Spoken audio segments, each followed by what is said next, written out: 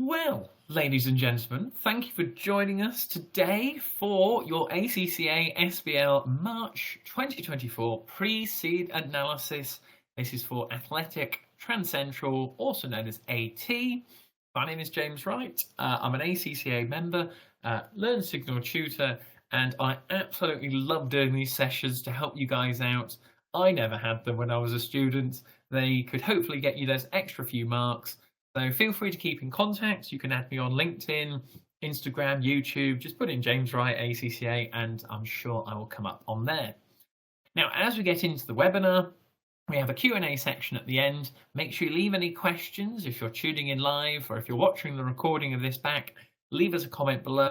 One of the Learnsignal team will get back to you on there. But if you are tuning in live or watching it back, make sure you've got a pen and paper to hand to take down some notes.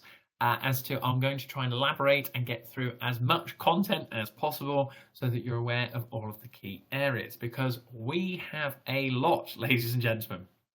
We're going to have just a nice little overview now, just to take you through sort of its environment, the industry itself, as I'm sure a lot of you are aware from already downloading the pre-seen information from your My ACCA account.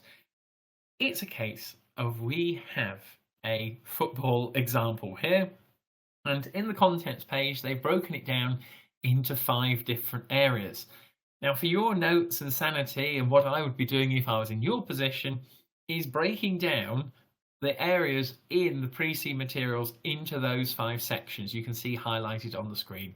And that is where, if you want to use Excel or pen and paper, whatever works best for you, it's so that you will retain the information of the case study. There's a lot in there, a lot better, breaking it up into the different sections. That would be just one thing to help with your notes today to get it down. There are always key areas in SBL that will be tested, and there are some areas that we just do not know about. And for you coming along to today's webinar and listening to it, I don't have a crystal ball. I'm taking you through just some of the key areas as to, if I was going to treat myself to sit the SBL exam, what would I want to know in the back of my mind? And these 3 on the screen that you can see now: agency theory, stakeholder theory, CSR, all areas that can be linked into any SBL case study on there. So agency theory, the relationship between the shareholders, the people who own the business, and the agents are the people like the board of directors, the managers who run the business on their behalf. Stakeholder theory, you'll see it when we go through some of the notes today, breaking it out into internal and external stakeholders, with CSR at the end as to how is the business acting responsibly in terms of how it operates in society. And that is where you'll see in some of the critical success factors and the KPIs, these are highlighted that the board of directors have targets to hit. So to sort of set the scene for anyone who's maybe not had a look at this, it's a case of you don't want to get mixed up with Athletic Transcentral on here. And it's known as just AT. And what it stems from is that we have a football club called Athletic Transcentral Football Club, and it is owned and ran by Athletic Transcentral Company on there. So in other words, the football club plus the company are the same entity on there. They have, and this is quite a key thing I would have down in your notes, is that the company has a sole objective to make the football club run as best as it can. So if it isn't, and you see something on the exam day that gives the impression that they are not, then they are not following their sole objective on there. In terms of football, and sorry for anyone who doesn't like football, these are the cards we are dealt. I've tried to highlight on here for you the key areas just to keep it short and sweet and easy for you to digest. For the football club itself, or AT, as I'm going to refer to it in the webinar, is they have professional footballers and what is known as recreational levels. That is just fun football. Anyone can come along and compete. It's very community-led on there. So if you're a dad with a toddler, then you can bring those along for some junior football. Or if you're, say, in your 70s or 80s, and this is not being ageist, but maybe you just want to walk around and have a chat and kick a football, that is where you can also do that. But we also have professional players who are full-time employees, and they have transfer fees and wages as well. Now, we're getting into the details, and this is where the devil lies, which you will have to refer to in your answers, what a marker would be looking for. And key points here that AT does not have an academy for their actual football club. 5 of the professional clubs have their own academies, so there are 18 teams in each league, and in the top league, out of the 18, we're going to say that 5 professional clubs have their own academies on there. There's no indication that actual Athletic Transcentral actually have their own academy on there. That is one thing, just for your notes, how it works is, if you bring up a player through your academy, that is where they have no value on your balance sheet, because you've not had to bring them in on a transfer fee, you've not had to pay any fees for them, you've only got the running costs of the academy, and you try and add value to the players so they get a transfer fee on there. And if you were to sell them on in the future, that is where it has a positive impact for financial fair play rules on there. AT has a reserve and an under-18s team, but no academy, as I touched on. But the key thing there is the most important driver for profitability is the performance of their men's team. That is where we've got diagrams at the end of the pre-seed materials, I'm sure you've all seen, where the revenue levels are going up, but the performance of the men's team is actually going down on there.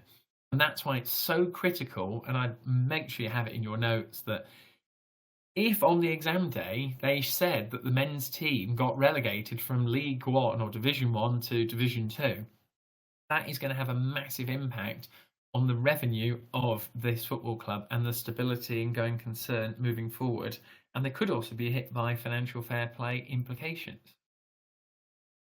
We come on to the football sector and sort of information itself, and these are things that you've got to know off the, just off the top of your head going into the exam, that there are 3 divisions in the men's team, and for men's teams on there, and that's why I had relegation in my mind, that AT is currently in the top division, and they've highlighted they've got 3 divisions, so 54 teams in total, and from that you go, hang on, if they were to get relegated, or if maybe they got a points deduction, something like that, it'd have a massive impact on their revenue streams. We've also been told on here that the season lasts from sort of August to May. Later on in the pre-seed materials, we have a May year end. I was thinking there from sort of seasonal revenue point of view, maybe you could link it into there.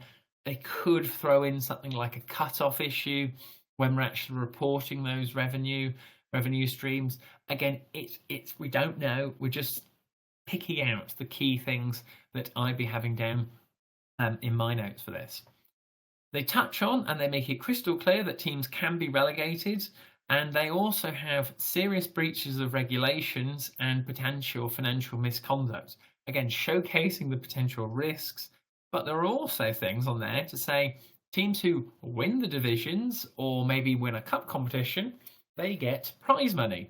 And teams that are also promoted have an increased sponsorship and income goes up from television rights on there. So all in all, it's really good if you're in the top league and really bad if you get relegated on there as well. And from a commercial and global factor point of view, clubs in Division 1, like Athletic Transcentral, have supporters not just in Thailand but all over the world. So in terms of exposure on there, increasing revenue streams, fans that may come in to actually watch the club from overseas, these are all areas that you could look at potential opportunities and maybe in a SWOT analysis.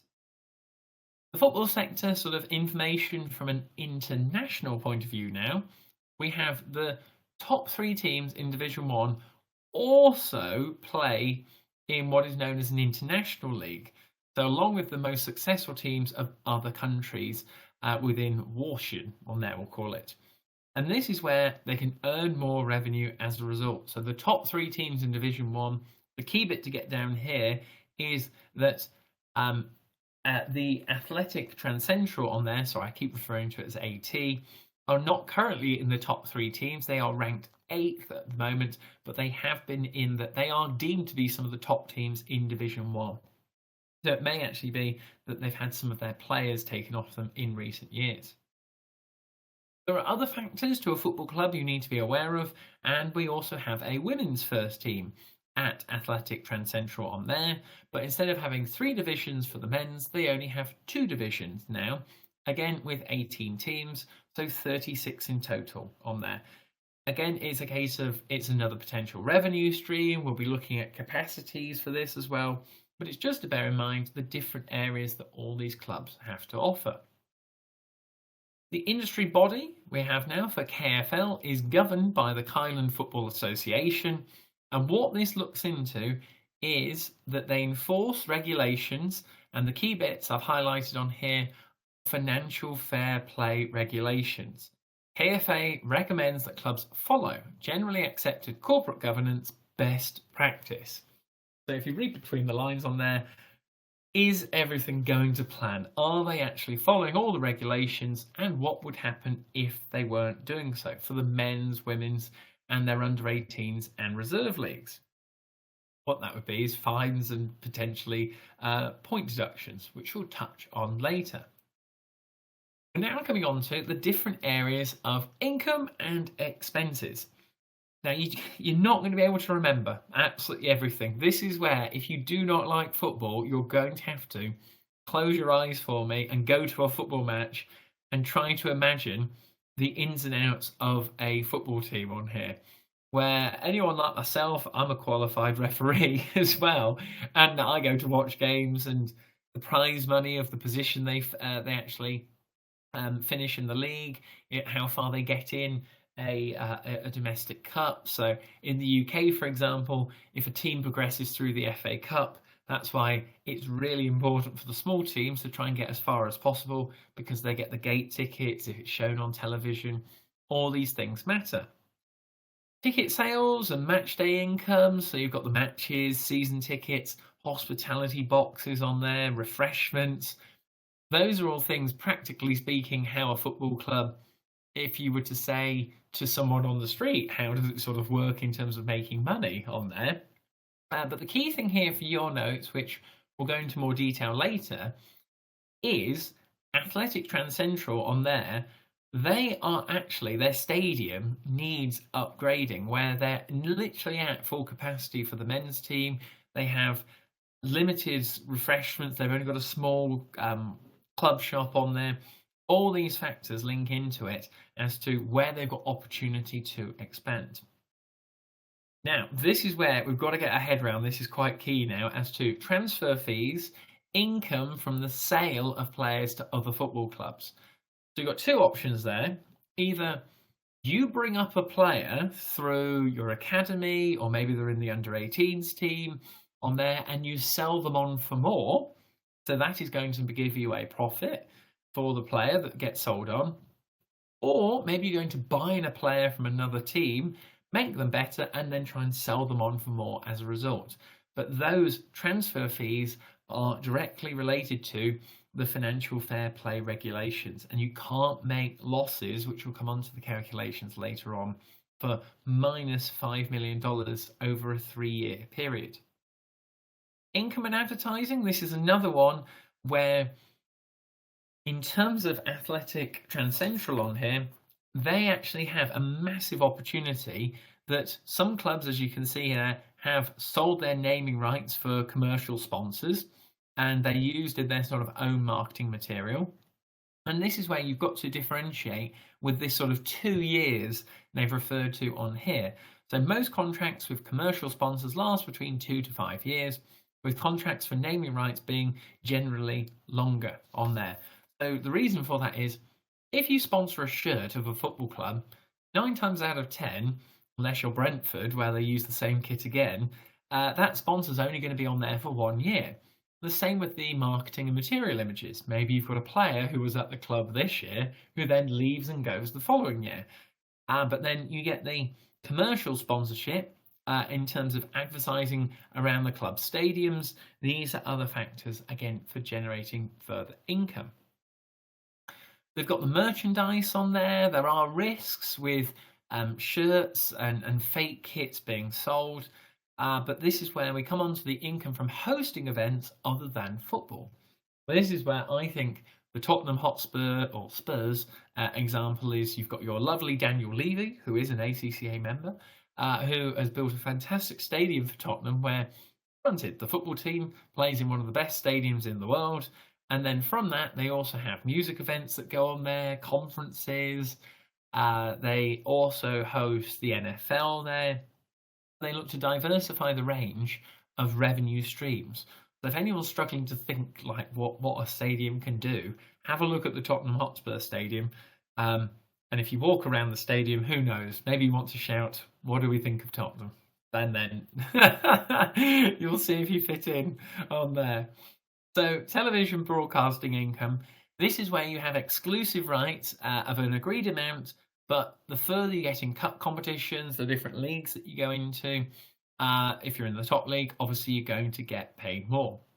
And from that, the clubs with the men's in the first division, that is the key line at the bottom there. You'll see it in the final diagrams, is clubs with the men's first team in Division 1 receive much higher income from their deal than clubs in the lower divisions. This is where they could throw in a curveball that Athletic Transcentral gets relegated and their incomes completely drop and they have risk of breaching financial fair play on there. We also have television channel income. Again, this is a sort of subscription Netflix basis where you can actually advertise on it, running their own TV channel. I believe, top of my head, that Athletic Transcentral actually do not have their own TV channel on there, and a couple of the other clubs do actually have it. That's one sentence in the notes for you to get down on there. The club's main expenditure is as follows. So you as you would expect, the salaries of the players, the staff who work at the club. We then also have this one here is, again, if you're not a football fan or you struggle with your financial reporting, the amortization costs. We're given profit before interest and tax, and we have depreciation and amortization at the end. And this is where you've got to get your head around the capital expenditure of buying players. So transfer fees are capitalised at fair value of the fees. So if I buy a football player for £40 million, they go on my balance sheet for £40 million on there. Then we're amortising them on a straight line basis. So again, that football player that I buy for £40 million on there, and we stick them on a 4-year contract, well, I would amortise their value on the balance sheet at £10 million per year because they're on a 4-year contract and set on the balance sheet for £40 million. This is where we can then calculate any sales proceeds and the carrying amount. So what did we get for the player less what was their value on the balance sheet at the time of sale? And that is where, for financial fair play, we would then work out if we had a profit or a loss. Now, if they were to throw it in that maybe there was a couple of academy players that were on the balance sheet with a carrying amount of naught, and then they sold them for £20 million or something, that has a massive net positive effect on there. The usual other sort of costs, you've got the stadium, facilities, depreciation, catering, security, costs of running their own channel if they do so on there as well, and the finance costs. So again, other sort of areas for expenditure that are applicable to, if you asked anyone, what cost does a football club have? Well, those are the ones that will definitely come to mind. This is quite a key table now for financial fair play, where they have broken down in the pre-seen materials how to calculate if you were to breach financial fair play. And then you say to yourself, it's all about spending more than you earn, and it's to stop clubs from simply just spending and not being a sustainable model on there. The key bit to get down is relevant earnings, which are not identical to accounting profits. And when it comes down to this is the key formula for relevant earnings that you just never know. They could throw this in.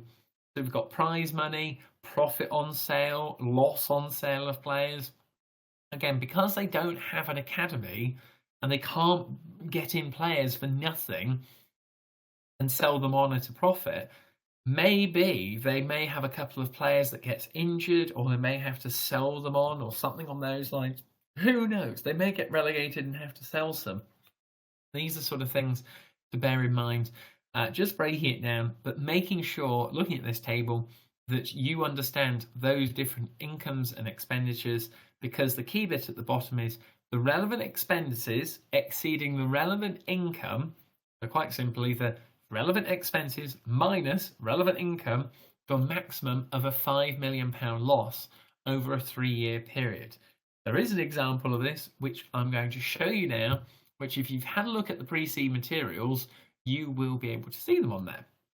And this is where could come up on there for the Athletic Transcentral on the unseen information on the exam day. One of the reasons why I think that is because we've got 6 years here, and if you look at the information at the back of the pre-seed materials, if you've got it printed out for you in front of it now, I'm not a SBL guru or mind reader or crystal ball, but we're given 3 years and we're actually shown an example how to calculate it. So we could be given a forecast for years 4, 5 and 6, and as you can see on there, the relevant earnings, so those relevant expenses plus any relevant income, came to -1 million, -2 million, -4 million. Over that period covering years 4 to 6, their accumulated relevant earnings for the 6th year was -7 million, which of course, as everyone knows from being here, is more than -5 million, which is the financial fair play threshold. And from that, if this was to happen, or if this was to impact Athletic Transcentral, that bit at the bottom, I've put not just key to remember, very key to remember all of these types of penalties. We could have a fine, loss of points could lead to relegation to Division 2, loss of prize money, not being able to compete in the domestic cups, you might be kicked out of that, and then the other ones of relegation for very serious breaches. And you think, very serious breaches. That is where something could quite easily happen. It's not all sunshine and rainbows, and if a relegation came into it, they could end up in real financial turmoil. As always, within the sort of world and generation that we live in, media coverage. They're always looking for a story on these sort of thing. Whether it's for my club of Leicester City, there always seems to be something with JB Vardy going on. But we can see on here, there are many games in Division 1 that are broadcasted, and this is a big area because the journalists are very keen to obtain, and even there, I wish I'd have actually look at that. Journalists are very keen to obtain exclusive stories. So you go to yourself, right, come on. Is something going to happen that could end up in the newspaper or on social media? Again, linking it to real life situations, that if you're in a professional situation, how would you deal with it? There are also industry challenges on there in terms of the men's team itself. So we've already seen before that the key area why actual Athletic Transcentral are going to be successful is if the men's first team remains in the top flight on there in Division 1. To achieve the success on there, they have to make significant expenditure buying the best players, which then get put on high salaries. Okay, and then this is where hopefully it will attract more and more fans to actually come and see the stadium on there.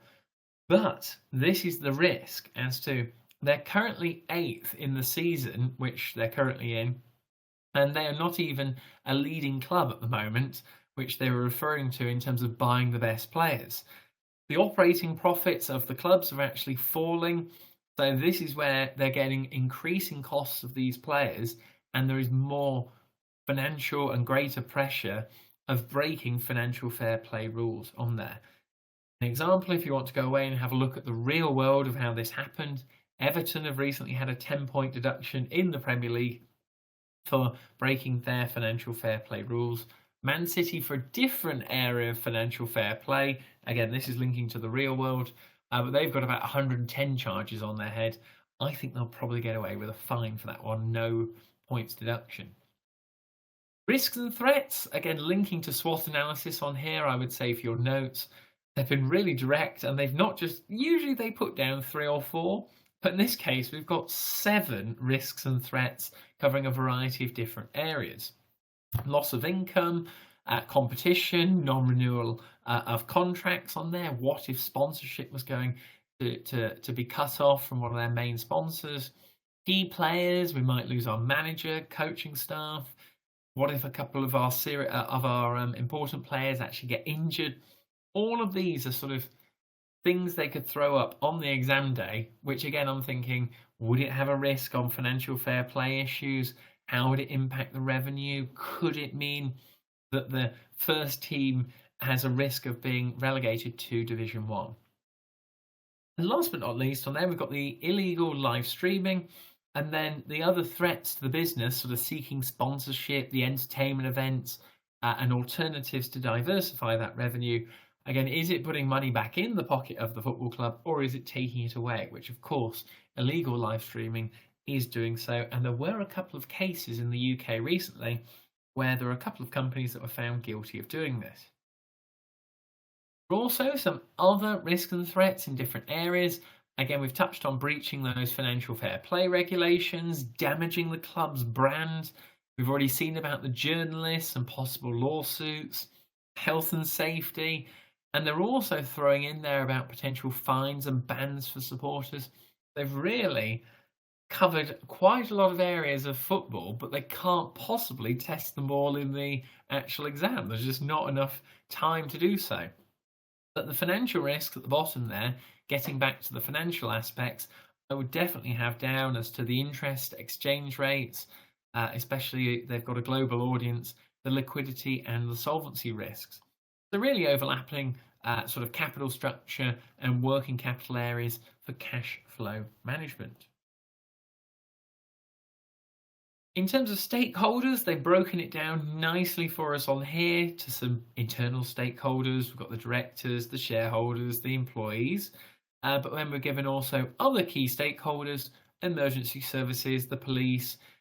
Again, this can link into other theories. We'll come on to pestle later on, but it's always giving you a little nudge to say, here are the stakeholders. Make sure you talk about them in your answer, because they always throw in stakeholder theory.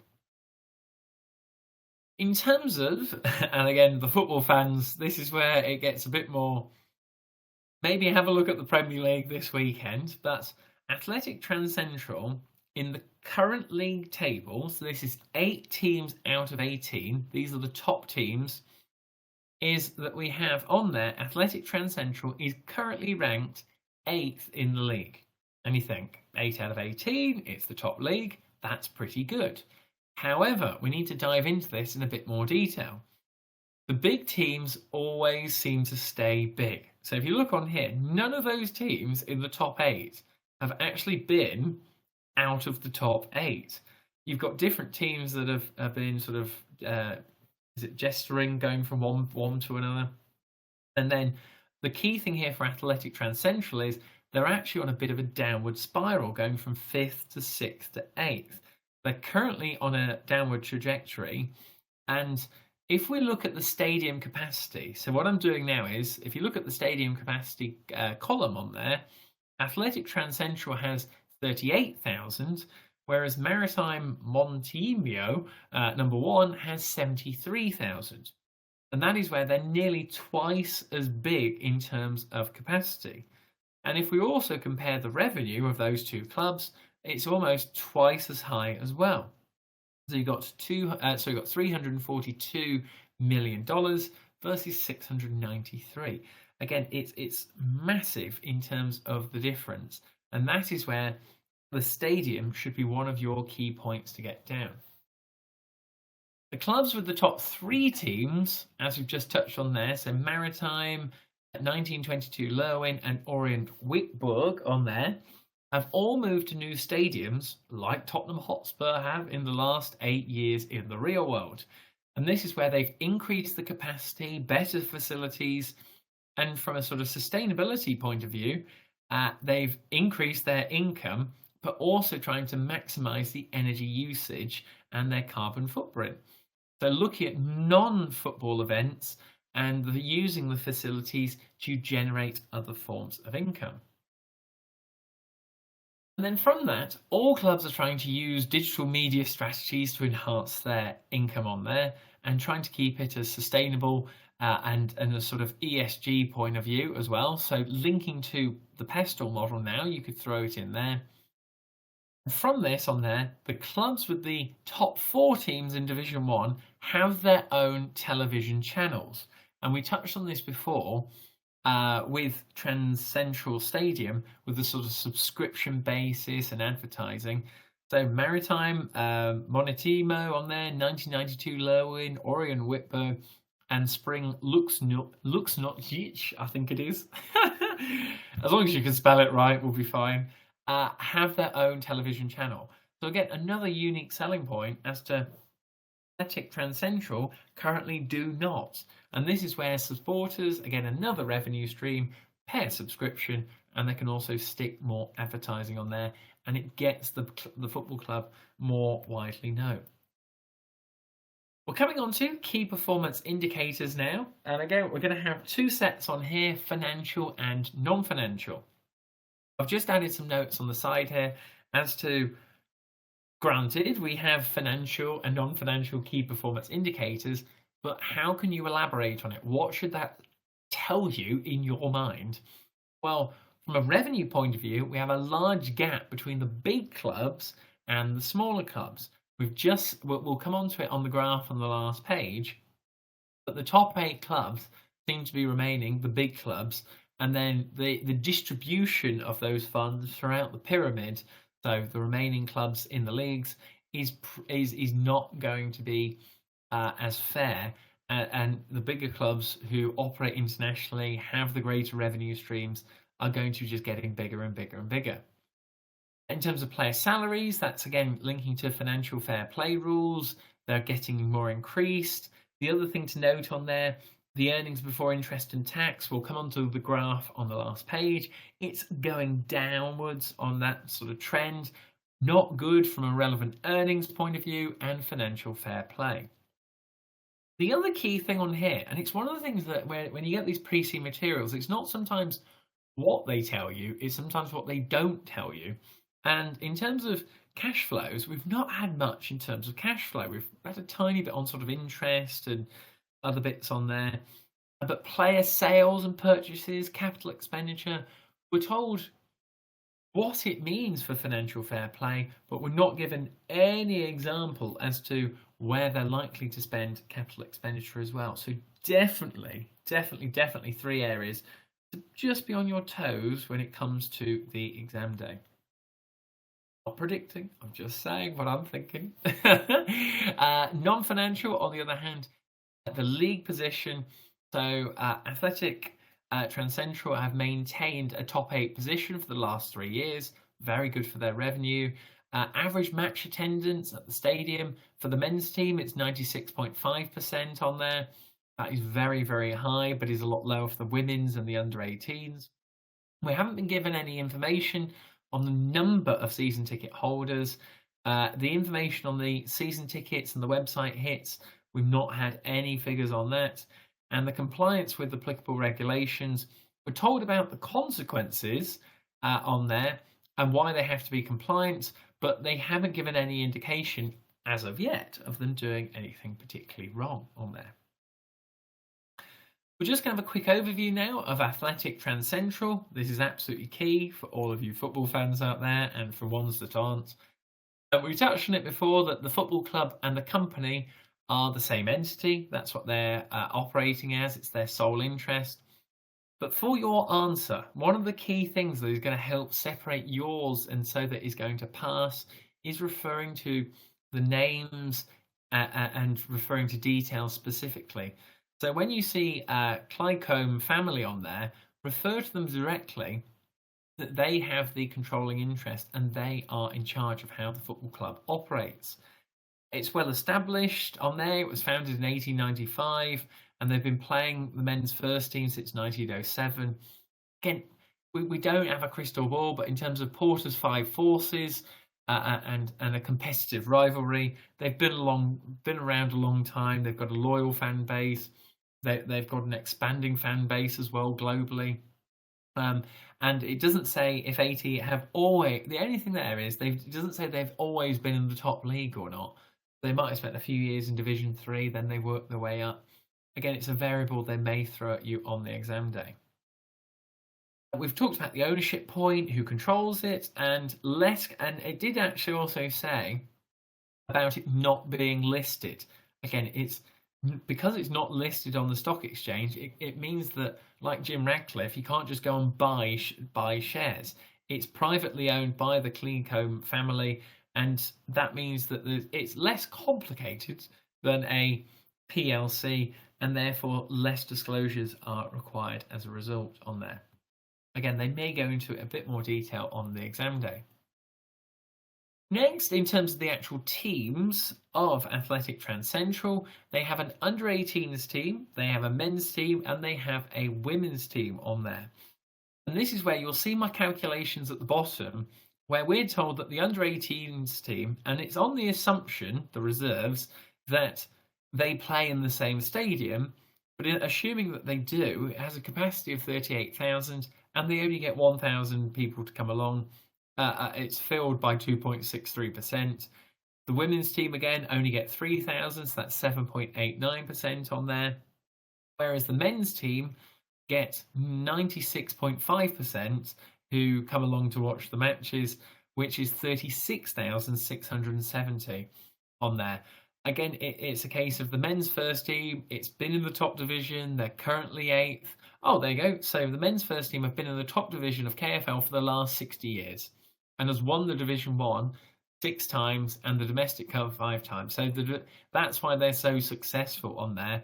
It's just in the last 15 years that they've not actually been quite as successful. They've not won the division title. So again, it just seems like the club is on a bit of a downward trajectory as a result. Still, they've got a lot of pedigree to have on there, but they kind of just need to buy a few better players potentially, or better structure in place. Speaking of structure, we have the board structure now. So we've got the Clycombe family member. Clycombe family own the football club, but in terms of Clycombe family members who are part of the board structure, please make sure we don't have a name for the person, but the Chief Executive Officer is the only Clycombe family member on the board. We only have 2 non-executive directors. We are not given any idea on their experience, their background. They're part of the audit committee, but again, more detail I think will be thrown at you on the exam day in terms of the board structure. And the only final thing, which is in one sentence, which we'll come on to, is the IT manager. We have the marketing and IT director, and then there's an IT manager with a team below that. Again, just something to pick up on. Data breaches, we touched on before. What if they actually got breached on there? Again, I'm thinking, why would they put that in if it wasn't going to be something of significance to talk about?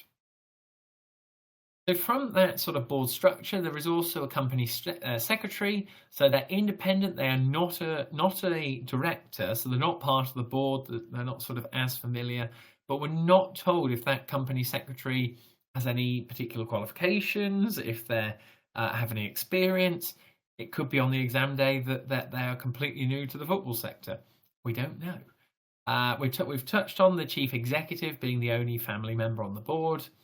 And then in terms of the directors themselves, so you can see down the side there, you've got the football, finance, marketing, commercial, and administrative director. It just tells you all the sort of details and refer back to the KPIs where they actually are held accountable to and what they are in charge of. I touched on before about that marketing IT director, and if you look at point number 3, we have marketing and digital media and also oversight of the IT manager and her staff. And I just went, oh, interesting. So we have both a director and a manager, but we're not provided with the number of staff. Again, is there Is there a lack of resources there? Is there a reason why we've got a manager? Who knows on there? There could be another sort of ethical aspect to consider. We also have there as well, where we'll come on to the committees which they're part of, and I'll just flick onto it on here. So the board runs one committee, which is the audit committee, only has 2 non-executive directors on there. But again, we're given no information as to, do those non-executive directors have any experience of reviewing the financial statements, any experience of audits on there? This is where, do we have a communication issue? Are other areas of the audit committee, like communication with shareholders, whistleblowing, compliance on there? There are potential familiarity threats, self-interest, intimidation. We just don't have enough information, but they could quite easily throw in more bits of information as well that you would need to consider, just thinking on top of your toes for it. We also have internal information systems. Oh, this is it. Honestly, when I read this, I went, could be a massive area for you. So information systems and linking to those IT directors, we're told that the internal information systems are adequate. And I went, not a very reassuring word for a football club that makes millions of pounds a year. And the other one on there is about the word believes. So look on there, it says, the marketing and IT director believes that the maintenance of data is currently in accordance with the data protection legislation in Highlands. And I've just put key point there, believes, doesn't sound very certain to me. So again, there's a lot of grey areas in this particular point in the pre-seed materials about the website and having its own app. It has accounts on the long-established social media platforms. Again, I'm thinking, who has control of these social media platforms? What if we had a data breach? All of these sort of things should be ringing through your head as to what could possibly go wrong here and what are the contingency plans in place. The stadium itself is very interesting. They could throw in a variety of different areas on there. So the stadium was built 90 years ago, but the key thing here is, and again, it's just to get your head around from a football point of view, is that the Division 1 teams play in the city of Frenier, and there are 3 other Division 1 teams that play within 40 kilometres. So if the stadium is at 96.5% capacity, then you might actually have a risk of fans changing teams if they're 1, not successful, or 2, can't get tickets to go. And you've got Porter's 5 Forces that could be linked into it. They're at full capacity by the looks of it on here. So the options are either they build a completely new stadium that is state of the art, that they can take advantage of all these new income revenue streams, or they increase the capacity of the current stadium they have. And there are other areas that links into this as to, there's limited parking at the stadium, it's crowded and noisy, lots of congestion. This is all on the men's football match day. And AD actually has the infrastructure to expand the stadium, that's a bit outdated. Remember, it's been there for a number of years, and the actual maintenance expenditure is going up year on year. There's a potential fine risk if they were to have a health and safety breach on there. And last but not least, there's an opportunity for new revenue streams that we touched on. So they also have 30 hospitality boxes for corporate clients, but they're not currently sufficient for sporting events or concerts on there. So an Ansoff matrix point that they could refer back to. 2 options really, either they build a completely new stadium, they have the land and the capacity, or they currently develop the current stadium. In terms of the current stadium, they're not maximising their revenue at the stadium on the actual match days. They've only got a small shop that sells a limited amount of goods on there. It actually owns the land next to the stadium, so the stadium is built on some of the land and it has some other land next to the stadium. So why don't they build a new stadium on the land adjacent, keep playing in the old stadium and then move to a new one? Could be on there as a thing. But we don't have the lease terms that they've got for the city council. Note it down, that could halt expansion and redevelopment if we've given them a 5, 10, 20-year lease. 30 years ago, we were also told that's 14 kilometres away from the stadium. They had a move to some training facilities. They've also had it upgraded, so they've got fantastic training facilities for the first and reserve teams on there, but the under-18 teams actually have to go to another place nearby. So they're upgrading the training facilities, but not the football stadium. They don't have an academy, but in terms of capacity at the training facility, is this another issue that needs to be addressed? Commercial activities, and we're coming on to the last bits now. Before we get on to our Q&A. AT actually has a number of commercial sponsorships, so they're actually getting on okay, but has no lead sponsor. Again, an Ansoff matrix point, I'd get down there. And AT has not sold any naming rights to the stadium or other facilities. An example of this, if you want to Google it after today's recording, is Barcelona traditionally always played at the Nou Camp. It's always the Nou Camp, but last year or the year before, there was a commercial deal done, future revenue streams, that it is now called the Spotify Nou Camp on there. I wonder why they picked football as the pre-seed material for us today. There are different suppliers of the replica kits on there and trademarked, but then when I read it through, I'm thinking, why are they using 3 suppliers? That's a risk of fraudulent kits being sold out there. Granted, there is the global commercial side of it, but why not just use one supplier for all the demands, and then hopefully you could actually benefit from economies of scale, trying to get the kits at a lower base cost. In terms of the shop itself and the replica kits, there's limited ranges that they actually sell there. There's only one small shop at the actual stadium. In terms of visibility from the marketplace, they want to expand globally, but the licensing of the official replica kits to suppliers, that is where they have to decide who they want to license it to, and why couldn't they actually license it and distribute it themselves? Who knows from another revenue point of view. And last but not least, again, a sort of odd sentence at the end, but it didn't have any meat to go on the bone from it, is AT expects its suppliers to treat their employees fairly and provide good working conditions. So again, I'm thinking, from an ethical point of view, are they going to throw in there something that's going to go wrong on the exam day? They expect was the word that I had down. Again, if we were to have a bad news story to this and it got out into the press, into an article, that is going to impact on the brand image of the football club, which is part of one of the KPIs on there.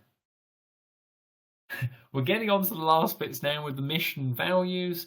Again, there's lots of stuff to get onto this, but the key bit for the mission and values on here is, I think it screams out to me the pestle model.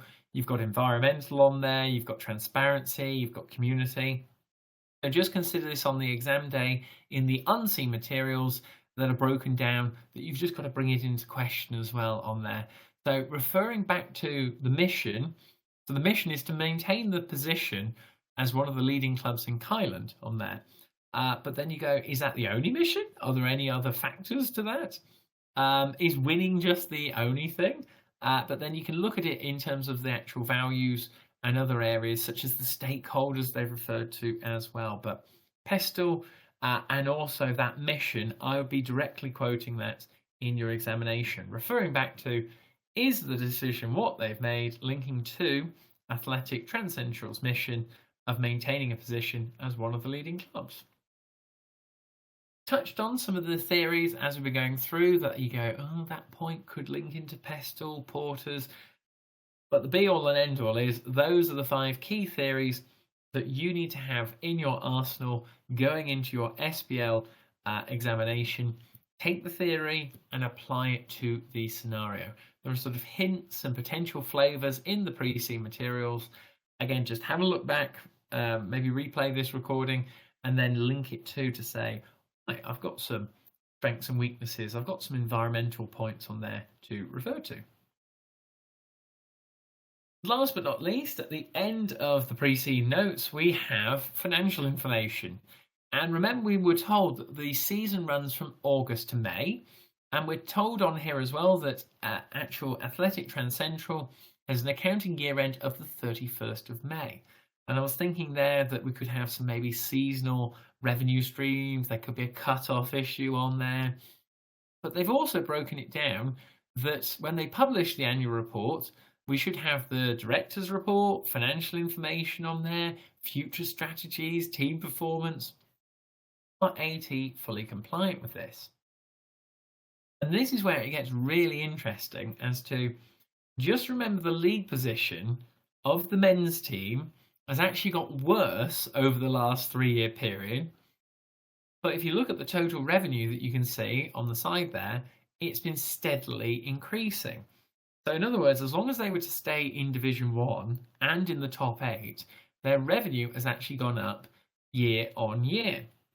And in terms of the match day revenue on there for the 64 you can see in the green, we've got everything from tickets, refreshments, programs, hospitality.